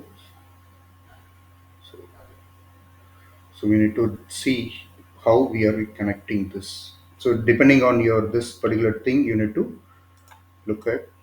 So if we connect, see 0 W X Y. Okay. Now this is going to be the first one. 0 I0. So this is I1. This is going to be I2. So this is going to be I3, and this is going to be I4. So you see here, it is going to be kind of 1 that you will get as an output. Say this is going to be 5, 6, and this is going to be 7. Now you take anything, you will be able to verify that you are able to see the logic that is, or probably the output that is sitting over here. Now look at this 110. Now your sixth, right? Now what is your Z? It's basically here it is 1. And what is that, output? It is going to be say 0 just because you have connected Z bar. So this is another way of you implementing the logic using a multiplexers. Okay. Any questions?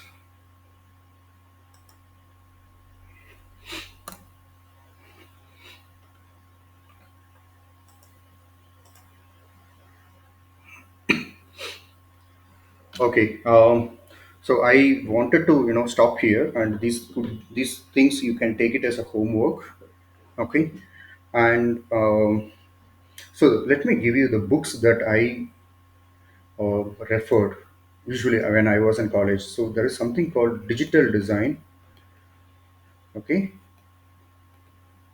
by Morris Manor.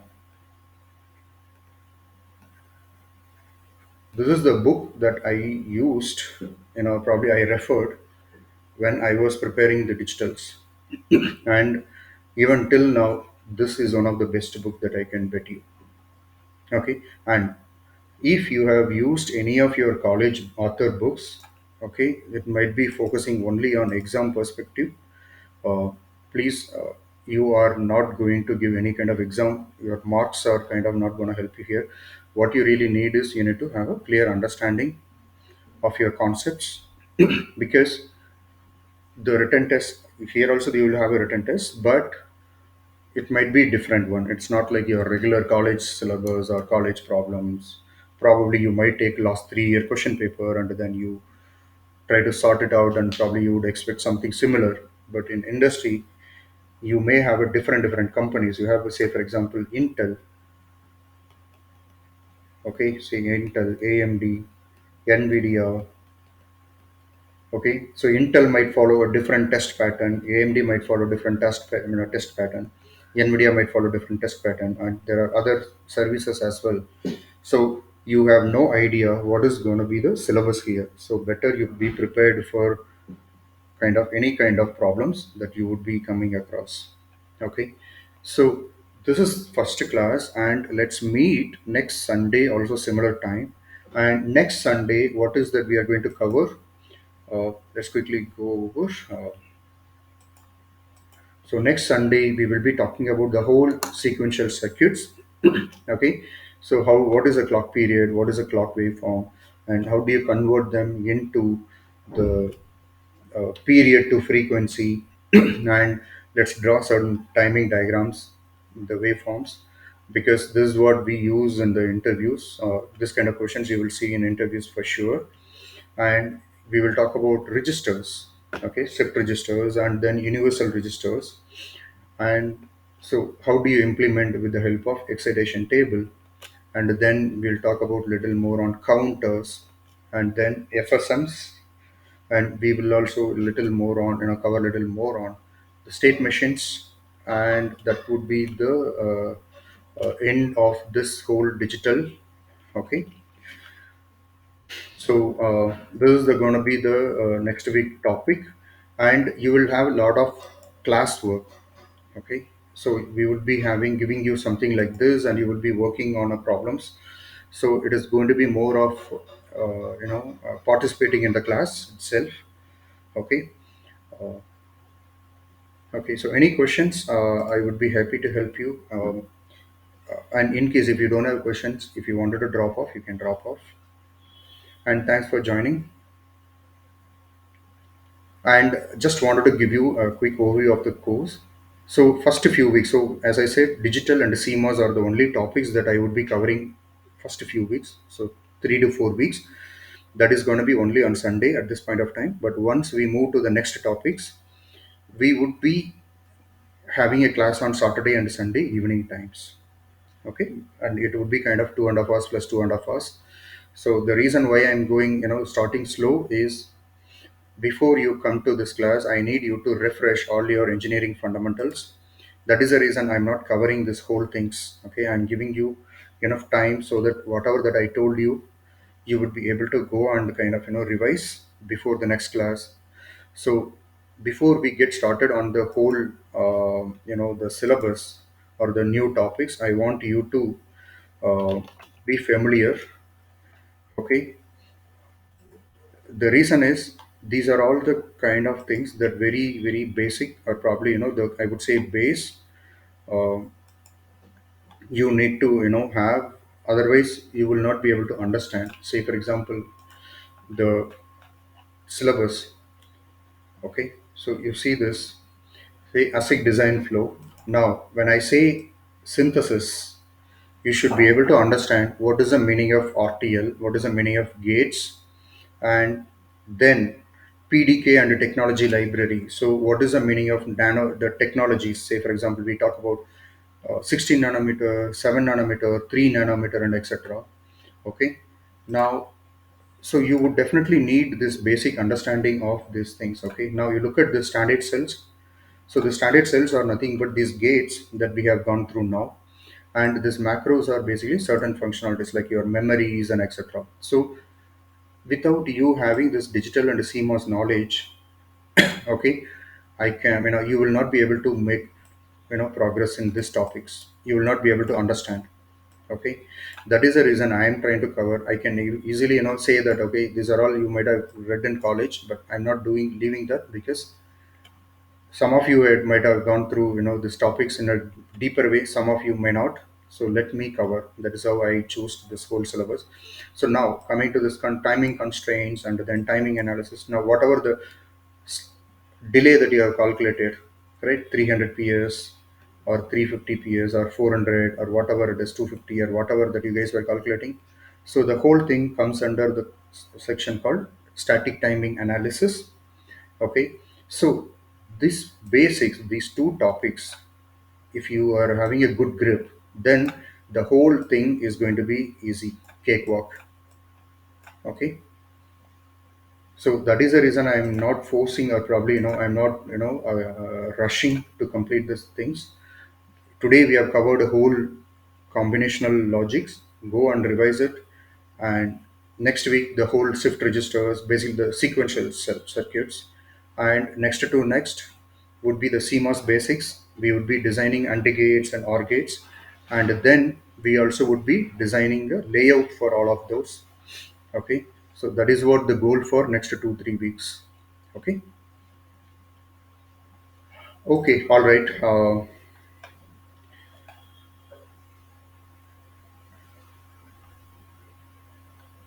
I'll be here for a minute to answer you if you have any questions.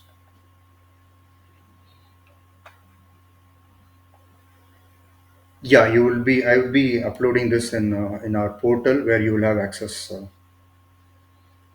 Yeah. So this for people whoever is enrolling, and they will have the. I have a PPT. I would be preparing PPT. I do have PPT, but I would be upgrading it to the latest topics, and would be uploaded, and you will have access to all of that. Yeah. I usually don't provide recording because, see, I cover a lot of office related things, which is I'm not supposed to. So recording would be given for any important topics if I feel that. So uh, but for the current batch, I do give, I do have, I have given, but assume recording is may not be available for you, because it could put me in trouble. And in case if you miss, we will be no, I understand your question. So what if I have an internet problem, or I have some or other issue? So you would actually, I would be repeating the classes for first half an hour. Say for example, now today, can you go on mute please? Okay, say for example, now today we have covered digital, okay, combinational logic. Okay, now the next class, so I told you it's going to be sequential. Now usually what I do is I revise the previous class for first half an hour. So even if you miss the previous class, you will not be missing much, because I will be repeating the whole thing what we have covered in a short way in that half an hour. And moreover, the another thing is there will be a batches running in parallel. Okay, so if you miss any topic, you can always attend the topic when the next batch happens. Okay, and if you still need clarity on that, you can call me. We will help making you understand the topic. So I can guarantee you that you will not be missing any topics just because you have missed the class.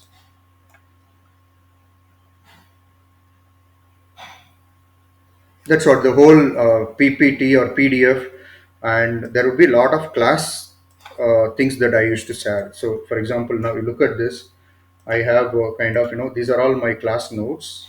Say, for example, now look at this. So, these are all the kind of things that I would be drawing in, and I would be sharing the same thing with you guys. Okay. So, you will have all the things that are required for you to refresh later part. Okay. Okay, so the whole things I would be drawing when I'm teaching in the class. So I would be converting this as a PDF and I would be giving it to you guys. Okay, so all the kind of, see, support in terms of your material, in terms of your labs and everything, you'll have. Okay, so these are all the kind of assignments that I used to publish every week. So people have to submit. Okay,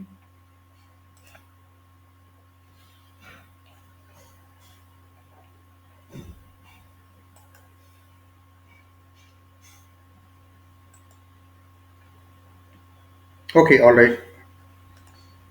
Okay, see you guys. Any other question? It is 20 weeks. So assume it is November mid. So likely that it would go all the way till say December mid, Jan mid, February mid, March mid, and so you can count it like kind of March end or April mid.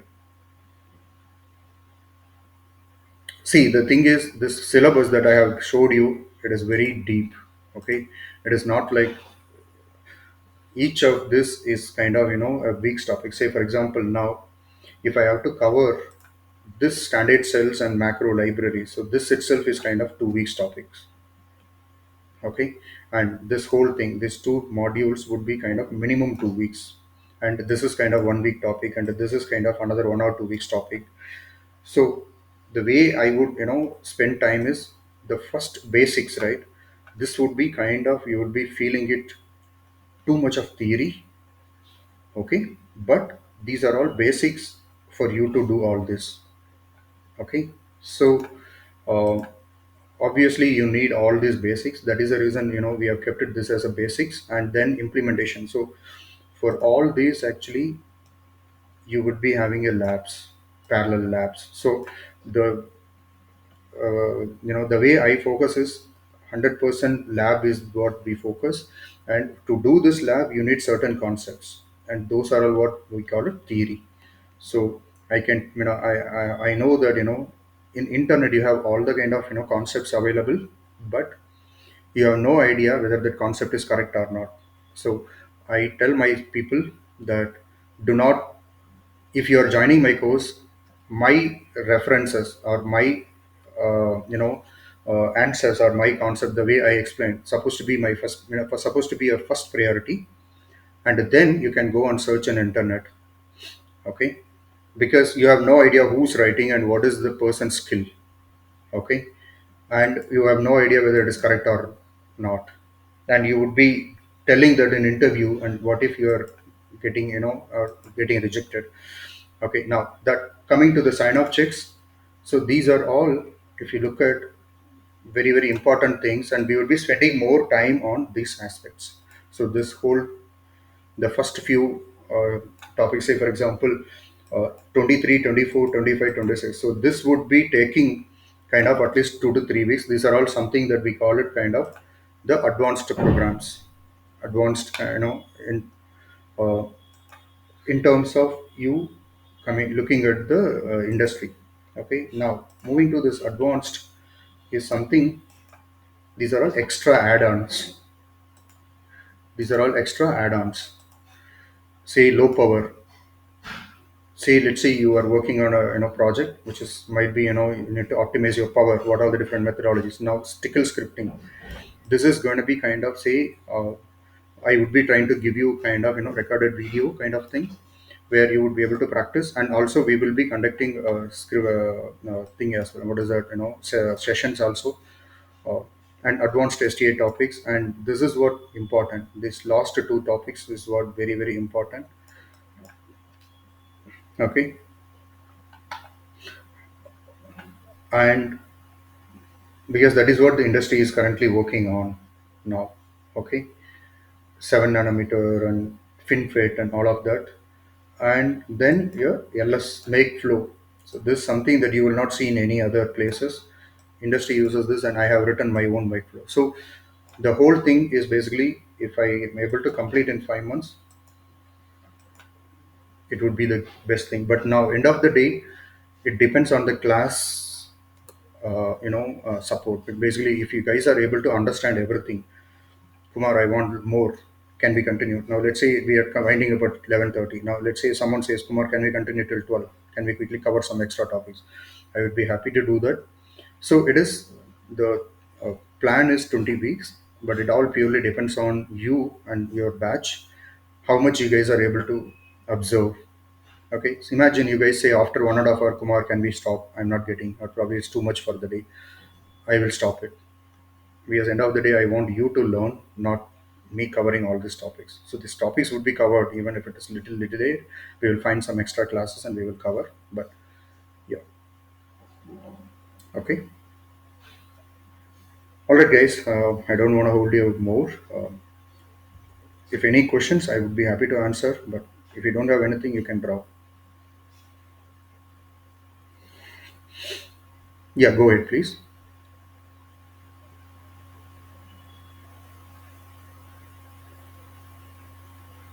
I would be giving you.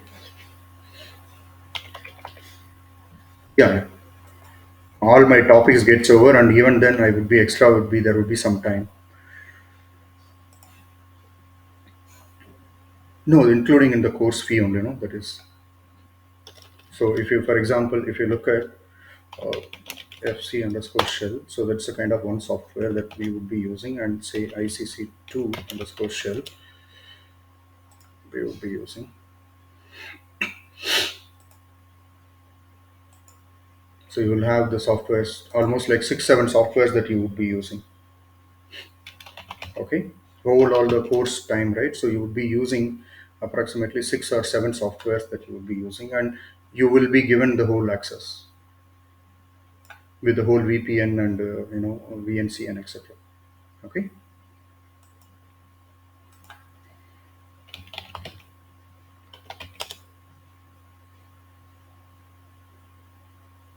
Okay, so these are all the kind of softwares that we will be using when we implement the labs.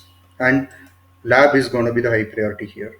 Okay, see, the end of the batch, you I can guarantee you that you will have a knowledge of minimum 3 to 5 years. If you are able to grasp everything, then I can tell you, see, you would be equivalent to 5 year industry person. uh, Now, if you are able to catch 50 to 60%, you would be able to, say you're equivalent to 3 years. But there will be a lot of labs here, assignments, and etc. Say, for example, I can just show you what is that we do in lab.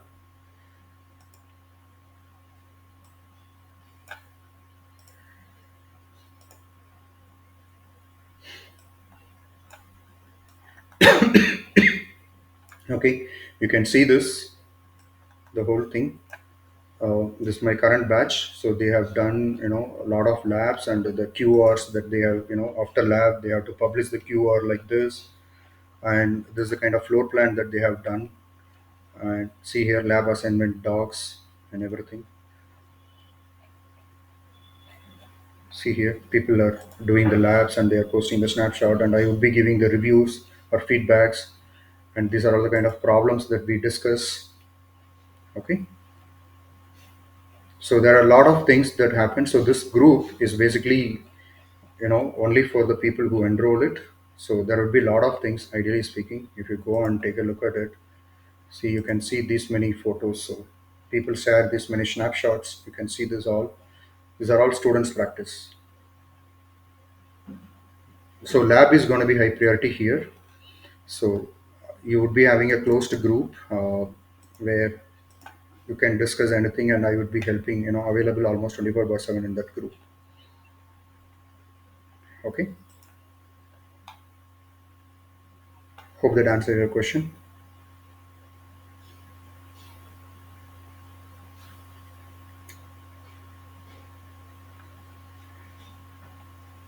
Yeah,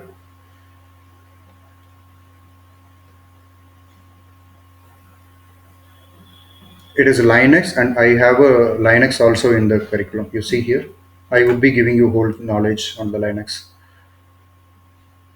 So we would be using Linux only, and I would be giving you the Linux basics also. So that is also added in the syllabus. You can check here.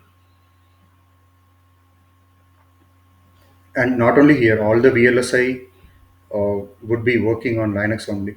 People will not be using Windows for any of their tools and executions and everything, because Linux is rich in features. You can write a lot of scripts and automate it and etc. That is the advantage of you having Linux. So anything that is needed for you to ramp up, if you just have your interest in getting into this domain, VLSI, you have the whole syllabus that will help you to ramp up everything, and you would be able to, manage things. Okay, this curriculum is designed in a such a way that it was like, this is actually what I also, looking, not only me, even my other friends who are working in different companies. So they also say that, Kumar, I need people with these skill sets.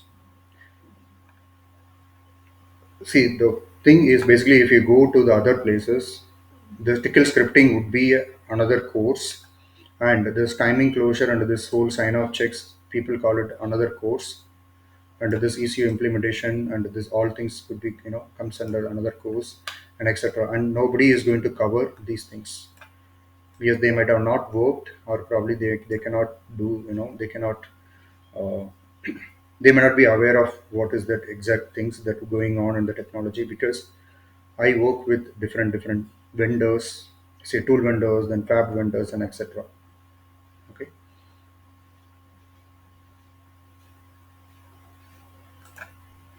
Okay. Any other questions?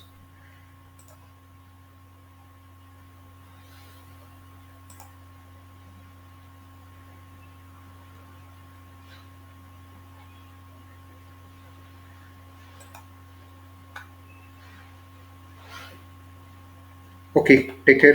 Bye.